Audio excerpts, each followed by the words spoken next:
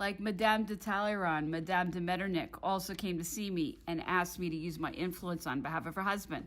The latter wished, in order not to make the change in his position too apparent, that I would ask my ladies in waiting not to invite him to play with them. Since he could not be one of our partners, he preferred not to play at all. I with pleasure complied with Monsieur de Metternich's request. Indeed, I went further, and at supper, where we each had our own table and where only the ladies were seated, I took advantage of the fact that the emperor had not told us either whom we were to invite or whom we were to avoid, and made a point of asking Madame de Metternich to sit at my table the next time there was a reception. This rather compensated her for what had happened to her husband. Otherwise, she ran the risk of being more or less ostracized, for the emperor's displeasure was contagious, and he was not accustomed to see anyone take the part of a person with whom he was displeased. Consequently, when he was walking about during supper and came to my table, he passed by without saying a word, when he noticed it was not arranged as he wished. I was not upset about this. Indeed, I rather enjoyed opposing him in this matter, as I considered it unfair that Madame de Metternich, who had never had anything to do with politics, should suddenly have people turn their backs on her, instead of crowding around her as they had done a few days before, simply because the emperor happened to be displeased with her husband. Too often, courtiers seek to win their monarch's favor by exaggerating his attitude. The emperor suddenly left the court one day without letting anyone know of his intentions. He was in the habit of doing this. He took my mother with him, and she wrote me to join her at Strasbourg and to remain there with her as long as hostilities lasted. I set out a few days later, accompanied by my 2 children. Before I had reached Lunéville, I already had news of a victory, and as I entered Strasbourg, a young page named Wouinot appeared at the door of my carriage and announced another one. Everyday detachments of prisoners marched past under the surveillance of a couple of soldiers. All our troops were at the front, and it frequently happened that when we went out walking beyond Kehl, we would find ourselves without any attendants in the midst of the prisoners. The idea that we might be in danger never occurred to us. I strolled about among them without feeling the least alarm and distributed money, especially to the convoys of the wounded. Marshal Kellerman, who commanded the garrison of Strasbourg, blamed me for taking such risks, especially as I was a member of the imperial family. But I considered that these men, defeated and unhappy, were not interested in anything except their own misfortunes. The Queen of Westphalia, who had been obliged to leave Kassel, joined us, as did also the Princess of Baden. Our stay at Strasbourg still further weakened my health, and I allowed myself to be persuaded to try the waters of the little city of Baden, whose picturesque situation and good air might do me good. I did regain a little of my strength there. My children were with me. I was near enough my mother, who had remained at Strasbourg, for me to be able to see her occasionally. Madame the Baroness de Krudener was at that time at Baden and occasionally came to call on the Princess Stephanie. She talked well, and the stories of her experiences, which she enjoyed telling, were vivid and entertaining. Since my misfortunes, my attitude in society had been listless and dull. I had no strength to indulge in small talk and hardly made even the most commonplace remark to the persons who were introduced to me. One evening at the house of the Princess of Baden, I let Madame de Krudener keep on talking without paying much attention to what she said, when suddenly my attention was aroused by her description of a young woman who lost someone who was dear to her and gave way to her sorrow. The close resemblance between the anecdote related by Madame de Krudener and my own feelings at the time of my son's death, as well as 1,000 details which she had noticed, made a deep impression on me and made me live over again those sad moments. I was unable to control my emotion and burst into tears. Madame de Krudener sought to console me, and from that time on became deeply attached to me. She often came to see me in the morning. We took long walks together, and her religious views, although decidedly unorthodox, appeared to me to be, at that time, quite sane and not dangerous. As she was devoted to the Queen of Prussia, she was pleased to hear my flattering remarks about that ruler based on what my husband, who admired her greatly, had told me. Endowed with an exceptionally kind heart, Madame de Krudener sought and found in the contemplation of God and in acts of charity those satisfactions which society so rarely affords. Since then, she has yielded to a hysterical emotionalism, which has upset her entire life and made her into the head of a religious sect. The emperor, hearing I was at Baden, wrote me a letter in which he reproved me severely for having taken his nephews out of France without his permission. He asked me to send them at once to the empress. I did so, and a little while later followed them myself. The war continued. Since all we desired was a speedy peace, we thought after each new victory that the end was at hand. Having grown accustomed to the idea of the French armies being always victorious, the only thing we worried about was the lives of particular individuals in whom we were interested. During this campaign, I had more than one cause for anxiety. My brother commanded the army of Italy, and we were chagrined to hear that his first battle had not been successful. He confessed his disappointment in a letter to my mother and expressed himself in such vehement terms as to cause us to fear that he would in the future expose his own life in a still more reckless manner. Fortunately, he quickly retrieved his initial failure, conducted his campaign in a most brilliant manner, inflicted almost daily defeats upon the enemy, and finally joined the emperor at the head of his triumphant forces. His arrival took place just after the Battle of Essling, which had cost us so dearly, and this reinforcement was as welcome as it was unexpected and necessary. The emperor did not seek to hide his satisfaction. He advanced to meet Eugène and embraced him tenderly in the sight of the entire army. When the emperor heard that a junction between the two armies had been made possible, he exclaimed, "Such results are achieved only by a man who puts his whole heart into what he undertakes." All the official accounts and private letters we received confirmed the news of the death of General Duresnel during the Battle of Essling.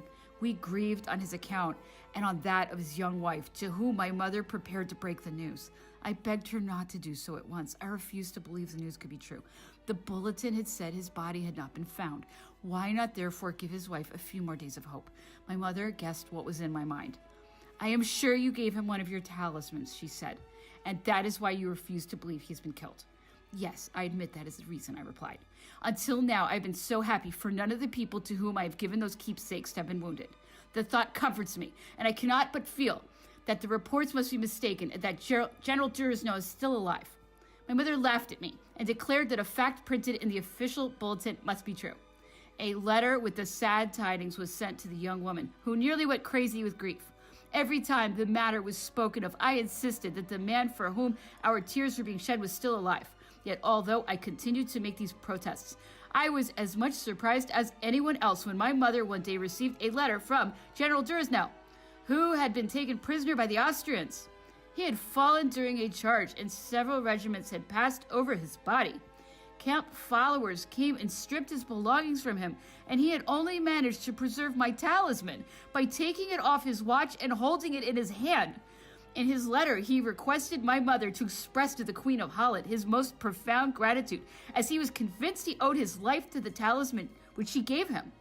It is easy to understand how this incident strengthened my superstitious fancy. General Duresnel became even more superstitious than I, for he had casts made of the talisman and presented them to all his friends. This episode became known, and at the beginning of each campaign, the young ladies came with renewed confidence to beg for amulets for their husbands. I never refused. It gave me much satisfaction to act as dispenser of good fortune to others. The emperor's severe reproof having driven me from Baden, I went with my children to take the waters of Plombières. I had been to the same place with mother before I married. I believed I should recover there some of my lost health, some of that gay light-heartedness of youth which I had not known for so long. When I returned, I found nature had remained the same, and only I had changed. Although the waters did me good, I could not recapture those early emotions which a heart that has known sorrow can never feel again. Mother joined me at Plombières. While we were there, we received news of the successful battles of Raab and Wagram. The former victory, won by the army corps, which my brother commanded, was announced to us by Monsieur de la Baudoyer, who had become aide-de-camp to Marshal Lannes, and whom Eugène had attached to his staff after the marshal's death. My brother's continued successes were much commented on in the army. He was considered the emperor's one legitimate successor. At the time of the armistice, a young German student was arrested during a parade when he was on the point of assassinating the emperor.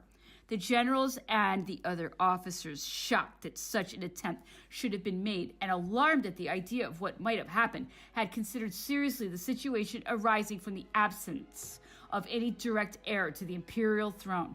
They debated who might have been chosen as the emperor's successor had the attempt succeeded, and unanimously voted for the viceroy. Public opinion throughout France endorsed the verdict. Rumors of this reached the emperor and displeased him. They revived all his ideas concerning a divorce and later caused him to say to me during one of our conversations, "It became a necessity. Public opinion demanded it." I believe also that Fouché, with his skill for intrigue and dislike for my brother, took advantage of the episode to bring the matter of a divorce again to the emperor's attention. He perhaps even mentioned that my mother and I were deliberately engaged in promoting Eugene's popularity. At the same time, a young Polish countess, whom the emperor had met in Poland, appeared in Vienna during the armistice.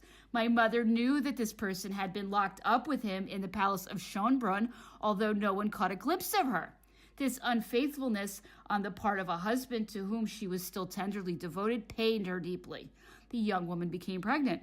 The emperor, in spite of his suspicious character, could not doubt that he was the father of her child, and from that moment on, the hope of having a direct heir in case he married again established itself firmly in his mind. Continued reign forced the empress to leave Plombières, but she felt so sad and so alone at Malmaison that I sent my children to keep her company. My health prevented me from going with them. For the first time in many months, I seemed a little stronger. In spite of the bad weather, the waters had done me good. To be alone there also agreed with me. Very few members of my household were in attendance. The old Chevalier de Boufflers and his wife, who were also alone, were the only people I met. The wife sewed with me while the husband, still a poet and still a charmer in spite of his age, read us his latest works, described his travels, or wrote us verses. My uneasiness had disappeared with the close of hostilities. Once more, I felt that peace had come back to my heart. I was so contented that I thought I was happy. I disliked the idea of returning once more into society. One day, a letter from Count de Lavalette arrived, saying how much mother was missing me and what malicious gossip my continued absence had provoked. "Is it possible," I exclaimed, "that a poor sick woman is not allowed to attempt to regain her health and peace? Why do people bother their heads about what I am doing? Who can be jealous of my quiet lot? Must I die in order to make myself uninteresting to these busybodies, who are as unjust as they are unfair?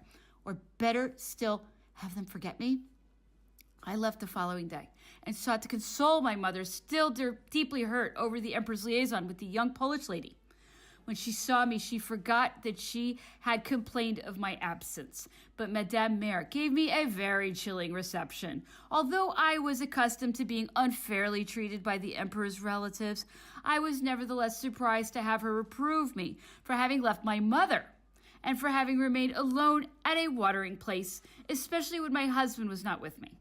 To hear her, no one would have suspected that at the same time her own daughter, the Princess Borghese, was alone at Aix-la-Chapelle. All that others did was right. All that I did was wrong. The emperor arrived at Fontainebleau and sent us word to join him there. My mother, instead of being delighted, felt worried about the future. Nevertheless, her husband received her in a fairly friendly manner. His greeting to me was distinctly cold. I had written him from Plombières, asking permission to take a little trip to Switzerland. He had not answered me. Therefore, I had given up the idea. The first thing he said to me was, "Did you go to Switzerland without my permission?" Although I assured him I had not done so, he did not seem to believe me, and I was forced to think he must have received false reports from the Minister of Police, who pursued his tactics of being hostile toward everything and everybody relating to the Empress.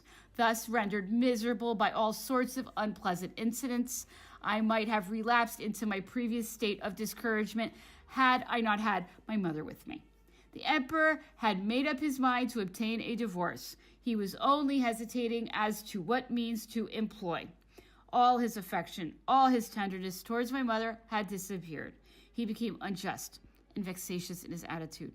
He seemed to feel that our family was a burden to him, and he sought the society of his own relatives. He devoted all his time to them, as though he were seeking to make us desire what he did not as yet dare to ask for himself, namely a divorce.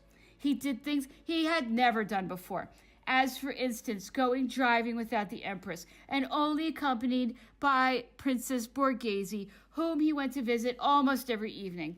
It was said that a certain woman from Piedmont was the reason for this strange assiduity.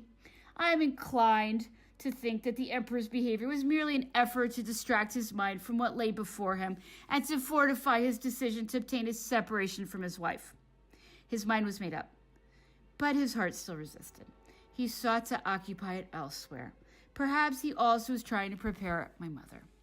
Thus it was at Fontainebleau that the Empress again began to suffer. This love intrigue, carried on in the very midst of our domestic life, added new fuel to the rumors of an approaching divorce. As for me, I admit that I grew indignant as I watched my mother's tears flow and became aware of the methods being used to provoke them. My pride was hurt.